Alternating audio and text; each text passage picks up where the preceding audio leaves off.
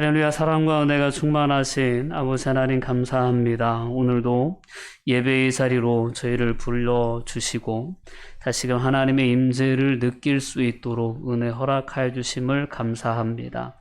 늘 우리와 함께 하시는 하나님, 그 전능하신 구원자가 되신 하나님으로 인하여 저희들 진정 기쁨과 평안함을 누릴 수 있도록 인도하여 주시옵소서. 세상의 많은 것들이 우리의 평안을 빼앗아 가려고 시시탐탐 우리의 삶에 영향을 미치려 하지만 그 모든 상황 가운데에서 우리를 지켜주시고 붙들어 주시는 하나님의 놀라운 사랑이 있음을 믿습니다. 그 사랑에 대한 확신 위에 저희들의 삶이 설 수 있도록 붙잡아 주시옵소서. 오늘도 이 예배의 자리에서 믿음의 눈을 들어 하나님을 바라볼 수 있는 은혜를 저희 모두에게 허락하여 주시옵소서. 말씀을 통하여 우리를 찾아오시는 주님의 음성 분명히 듣게 하여 주시옵소서. 그리고 오늘 우리에게 주어진 삶의 자리, 때로는 여러 삶의 문제들로 인하여 우리가 염려하고 근심할 수 있는 삶의 자리라 할지라도 다시금 담대한 삶의 태도를 가지고 임할 수 있도록 저희를 붙들어 주시옵소서. 감사드리며 예수님의 이름으로 기도하옵나이다. 아멘. 네, 성경 말씀 빌립보서 4장의 말씀 보시겠습니다. 빌립보 4장 4절에서 7절까지 말씀입니다. 천천히 합독하도록 하겠습니다. 주 안에서 항상 기뻐하라. 내가 다시 말하노니 기뻐하라. 너희 관용을 모든 사람에게 알게 하라. 주께서 가까우시니라. 아무것도 염려하지 말고 다만 모든 일에 기도와 간구로 너희 구할 것을 감사함으로 하나님께 아뢰라. 그리하면 모든 지각에 뛰어난 하나님의 평강이 그리스도 예수 안에서 너희 마음과 생각을 지키시리라. 아멘. 네, 오늘 우리에게 기쁨을 주시는, 평안을 주시는 하나님, 오늘 이 말씀을 통해서 다시금 우리가 경험하고 만날 수 있기를 바랍니다. 어떤 상황 가운데서도 염려하지 말고 기뻐하라는 그러한 권면을 바울 사도는 빌립보 교회에 주었고, 또한 오늘 말씀을 통해서 우리 주님께서는 그와 같은 동일한 권면의 말씀을 우리에게 주고 계신 줄 믿습니다. 당시 교회가 겪고 있던 외적인, 내적인 그러한 많은 요인들로 인해서 고난을 당하고 있던 빌립보 교회였지만, 바울 사도는 그 빌립보 교회를 향해서 기뻐하라, 주 안에서 항상 기뻐하라 라고 그들에게 기쁨의 삶으로의 어떤 초대를 하고 있는 그러한 말씀을 우리가 오늘 말씀을 통해서 봅니다. 오늘 4절에서 7절까지의 본문 가운데에는 4개의 명령어가 등장하게 됩니다. 첫 번째 명령어는 주 안에서 항상 기뻐하라 라는 명령이고요. 두 번째 명령은 너희 관용을 모든 사람에게 알게 하라 라는 것이고, 세 번째는 아무것도 염려하지 말라.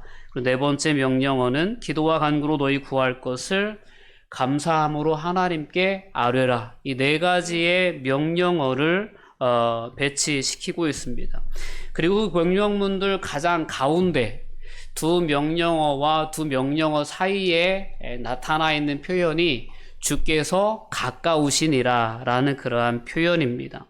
일종의 신앙 고백과 같은 주께서 가까이 계신다, 주께서 오실 날이 가까워졌다 라는 어떤 이중적인 의미를 가진 그 표현을 그 가운데 삽입시켜 놓고, 그 명령어를 통하여서 앞뒤에 있는 그 신앙 고백의 표현을 통해서 앞뒤에 있는 명령어들의 의미를 다시금 해석해 주고 있는 그러한 구조를 갖고 있습니다.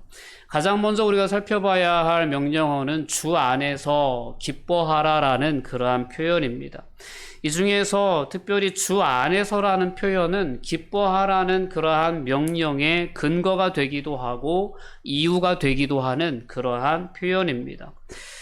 바울은 자기 자신과 또한 빌립보 성도들에게 고난을 가져다 주는 사탄의 세력을 꺾고 이기신 예수 그리스도의 주권과 그 영역 안에 모든 그리스도인들이 머물고 있다라는 사실을 인식시켜 줍니다.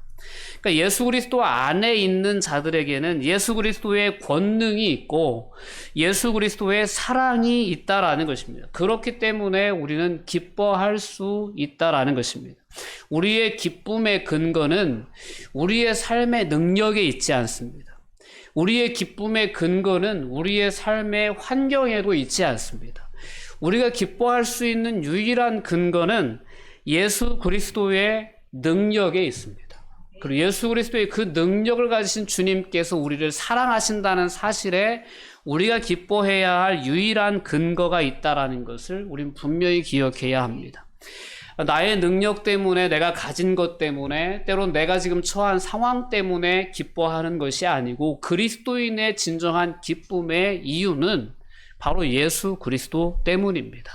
그리스도 안에 내가 있다는 것 때문에 우리는 기뻐하는 삶을 살 수 있다라는 것입니다.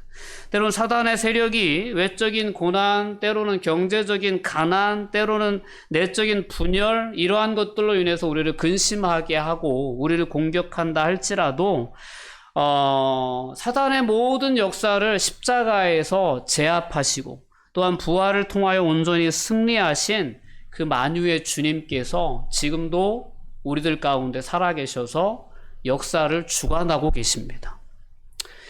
역사를 주관하시는 예수님이 계시기 때문에 우리는 또한 기뻐할 수 있습니다. 모든 것이 결국에는 예수 그리스도의 정하신 그 선한 뜻대로 이루어질 것이기 때문에 우리는 기뻐할 수 있어야 합니다. 여러분, 기쁨의 근원 되시는 예수님을 여러분 마음 중심에 온전히 모시고 항상 기뻐하는 삶을 사시기를 주님의 이름으로 권면드립니다. 우리의 기쁨을 빼앗아가는 많은 요인들이 세상에는 있을 수 있지만 그때마다 우리가 기억해야 할 것은 내 기쁨의 근거는 내 능력도 아니고 내 삶의 열매들도 아니고 내 안에 구원자로서 권세자로서 함께 하신 예수님께 있다라는 것을 늘 되뇌이며 그 기쁨을 회복해 가실 수 있기를 주님의 권면드립니다.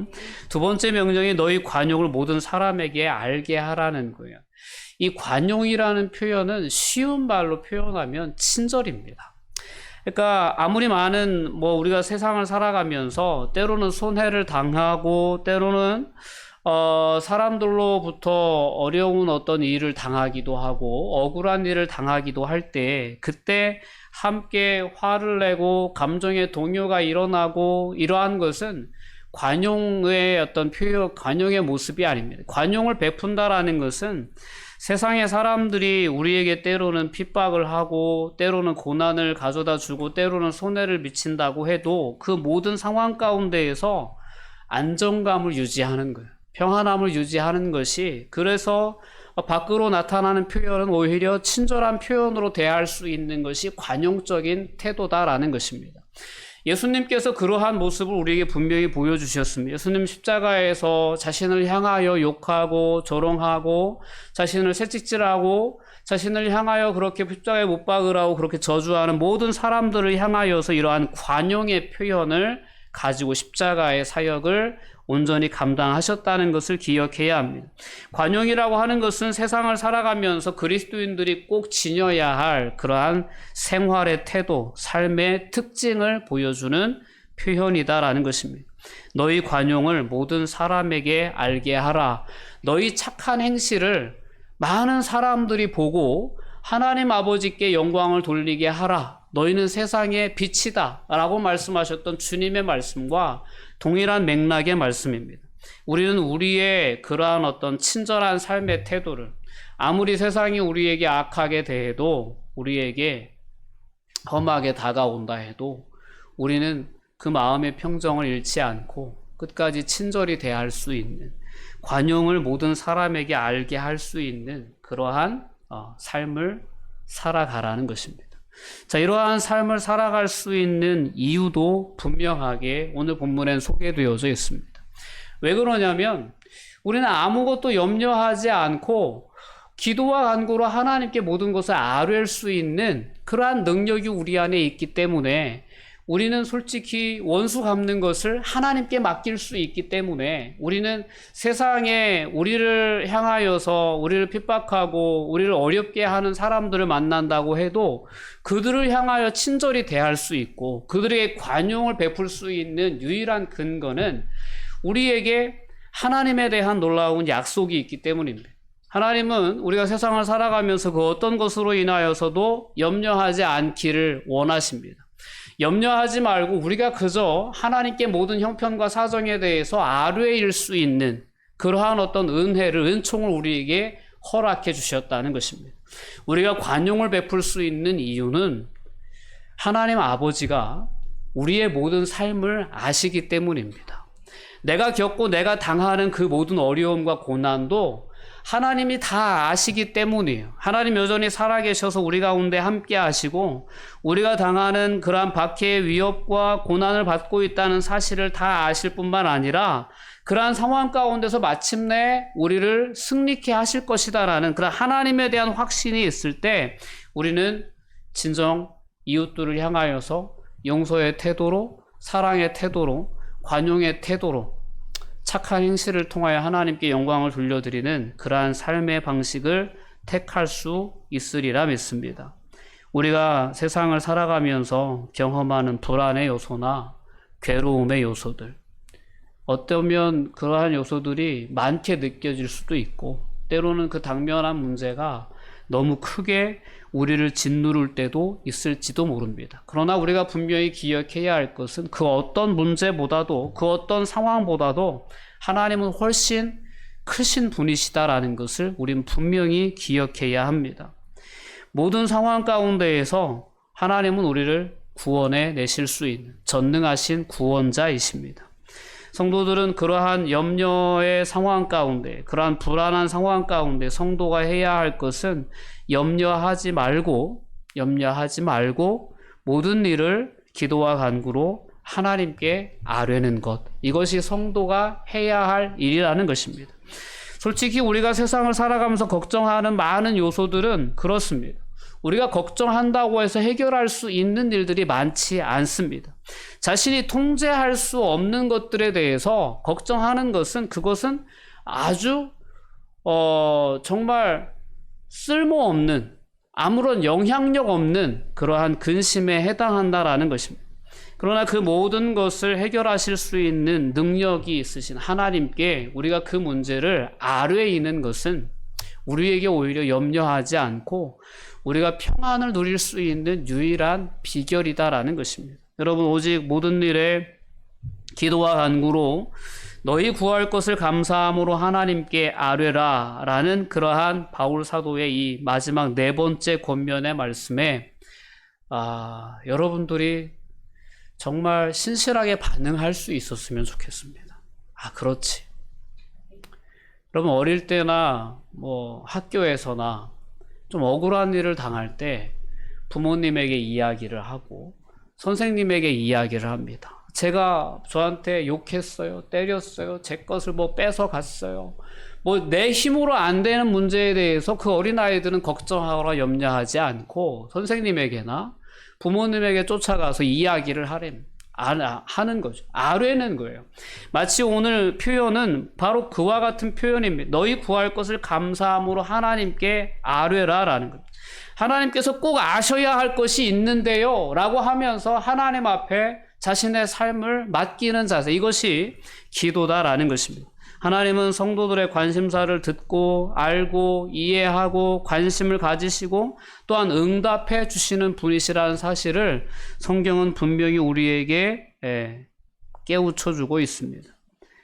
이 모든 문장 가운데 감사함으로 기도하라는 표현이 있습니다.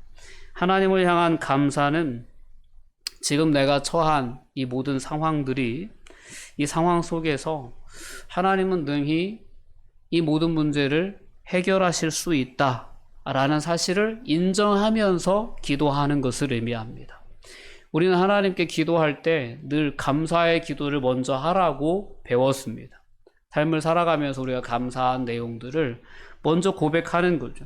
그 감사의 고백 가운데 있는 가장 기본적인 내용은 하나님은 살아계셔서 지금도 우리와 함께 하시고 이제까지 우리의 삶 가운데, 이제까지 나의 삶 가운데 선하게 개입해 주셨기 때문에 오늘의 우리의 삶이 가능하다라는 고백과 감사의 기도가 먼저 하나님께 올려져야 될 그러한 기도의 모습입니다. 하나님을 인정하는 것, 하나님께 영광을 돌리고 또한 성도들이 삶을 살아가면서 겪는 모든 고난과 어려움의 요인들에 대해서 마치 어린아이가 부모에게 요구하듯이, 부모에게 이르듯이 하나님께 아뢰는 그러한 모습들로 우리는 세상을 살아가면서 많은 사람들에게 관용적인 태도를 보일 수 있을 뿐만 아니라 염려하지 않는 삶을 살아갈 수 있고, 더 나아가 첫 번째 명령에 해당하는 항상 기뻐하는 삶을 마침내 살아낼 수 있다라는 것입니다. 이 모든 것의 중심에 주께서 가까우시니라라는 그러한 표현이 등장합니다. 여기서 가까우시다라는 그러한 언어에 해당하는 헬라어가 앵귀스라는 단어인데요. 이 앵귀스라는 단어는 시간과 공간을 모두 포함하는 개념입니다. 그렇기 때문에 시간적인 면에서 보면 주께서 가까우시다라는 이 표현은 주님의 재림의 때가 가까워졌다라는 표현을, 그런 의미를 담고 있고요. 공간적인 의미로 이 가까우시니라라는 단어를 해석하면 주께서 우리와 가까이 계시다라는 그러한 공간적인 의미로 해석할 수 있는 것입니다. 자, 주님이 오실 날이 가까이 왔다라는 그러한 고백 가운데에서 우리는 우리의 삶을 다시금 돌아보게 되고 가다듬게 됩니다. 또 더 나아가서 주님께서 우리의 삶에 친히 가까이 계시다. 여호와께서 자기 간구하는 모든 자, 곧 진실하게 간구하는 모든 자에게 가까이 하시는도다. 즉 하나님께 자신의 삶의 형편을 아뢰이면서 하나님을 의지하는 자들을 하나님은 가까이 하신다라는 것입니다. 그래서 오늘 바울 사도가 주께서 가까우시니라 라는 이 표현을 이 네 가지의 명령 가운데에 이렇게 위치시키면서 빌립보 성도들에게 그렇게 권면해 주고 있는 거예요. 주님께서 곧 오실 것이다. 그리고 주님께서는 이미 우리 가운데 가까이 계시지 않냐 라는 그러한 권면을 주면서, 그러니 우리가 세상에서 고난을 당한다고 해도, 때로는 세상에 염려할 삶의 문제들이 찾아온다 해도 우리 그 모든 것 우리 하나님께 기도로 아뢰이면서 항상 기뻐하는 삶을 살자라는 그런 권면을 하고 있는 것입니다. 바울은 이 모든 것의 결과에 대해서 7절 말씀을 통해 분명하게 이야기합니다. 그리하면 모든 지각에 뛰어난 하나님의 평강이 그리스도 예수 안에서 너희 마음과 생각을 지켜주실 것이다 라는 것입니다.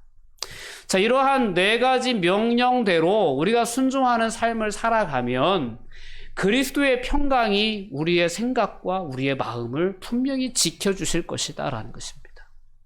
여러분, 그리스도의 평강, 하나님의 평강입니다. 오늘과 하나님의 평강을 모든 지각에 뛰어난 하나님의 평강이다라고 했습니다. 어떤 인간의 계획보다, 어떤 인간의 대책보다 뛰어난 결과를 가져오시는 것이 하나님의 평강입니다. 우리가 안전을 위해서 아무리 많은 것을 준비하고 정말 놀라운 계획을 세운다고 해도 그것보다 더 월등한 것이 하나님의 평강입니다. 이 하나님의 평강이 우리를 지켜주신다는 것입니다. 이 약속만이 우리 그리스도인들이 세상을 살아가면서 절대적으로 의지하고 살아갈 수 있는, 우리를 결코 부끄럽게 하지 않는 유일한 약속입니다. 이 약속을 붙들고 세상을 살아갈 수 있기를 주님의 이름으로 권면드립니다. 빌립보 교회가 기도와 감사를 통해 그들의 삶에 당면한 염려의 문제를 기쁨으로 바꿔나갈 수 있는 그러한 삶을 살아가는 데 있어서 하나님의 평강이 그들에게 분명히 약속되어졌다라는 거죠. 하나님의 평강은 그들의 마음과 정신을 지켜주는 파수꾼의 역할을 한다라고 오늘 본문은 분명히 표현합니다. 하나님의 평강이 그리스도 예수 안에서 너희 마음과 생각을 지키시리라 라고 말씀했는데, 이 지키시리라 라는 그러한 말은 어떤 도시를 적의 공격으로부터 보호하기 위해 보초를 서는 것을 뜻하는 그러한 군사적인 용어입니다. 지키시리라. 그러니 하나님의 평강이 마치 우리 각자 그리스도인들의 마음과 생각, 그 감정을 지켜주는 보초를 서는 그러한 파수꾼과 같은 역할을 하는 그러한 하나님의 평강이구나라는 사실을 우리가 깨달을 수 있습니다. 성도들의 감정과 생각을 지켜줌으로써 세상의 염려나 세상의 불안함이나 두려움의 공격으로부터 그들을 보호하는 든든한 파수꾼과 요새와 같은 그러한 분이 바로 하나님의 평강인 줄 믿습니다. 여러분, 우리 안에 이러한 놀라운 은혜가 있습니다. 우리가 예수 그리스도의 권위와 또한 예수 그리스도의 뜻에 온전히 순종하는 삶을 살 때 우리는 하나님의 평강 가운데에서 지켜주심을 받고 보호의 대상이 된다라는 사실을 분명히 기억해야 합니다. 이 확신 가운데 우리가 설 수 있을 때 오늘 바울 사도가 우리에 권면했던 그 내용들에 걸맞는 삶을 우리는 분명히 살아갈 수 있으리라 믿습니다. 여러분, 하나님의 평강이, 모든 지각에 뛰어난 하나님의 평강이 저와 여러분의 마음을 지키십니다. 생각을 지켜주십니다. 그 하나의 복음을 붙잡고 오늘 이 시대를 살아갈 수 있었으면 좋겠습니다. 삶을 살아가면서 얼마나 근심하고 얼마나 걱정하고 염려를 많이 합니까? 그때마다 오늘 본문의 말씀이 여러분들에게 생각이 날 수 있었으면 좋겠어요. 그래서 기도로, 간구로 하나님께 모든 것을 아뢰일 수 있는 그리스도의 평강이 나의 삶을 지켜주고 있다는 사실을 그래서 경험하는 삶을 살아갈 수 있기를 주님의 이름으로 권면드립니다. 기도하시겠습니다. 사랑의 하나님, 감사합니다. 우리의 삶에는 이렇게 항상 기뻐해야 할 분명한 이유와 근거가 있습니다. 하나님 이 사실을 분명히 깨닫고 그 복음을 우리 안에 소중하게 간직하며 세상을 살아갈 수 있도록 붙잡아 주시옵소서. 우리의 마음과 생각을 지켜주시겠다고 하셨던 그 하나님의 놀라운 약속의 말씀을 분명히 기억하고 붙잡고 우리가 영적인 싸움에서 승리해낼 수 있도록 하나님 인도하여 주시옵소서. 감사드리며 예수님의 이름으로 기도하옵나이다. 아멘.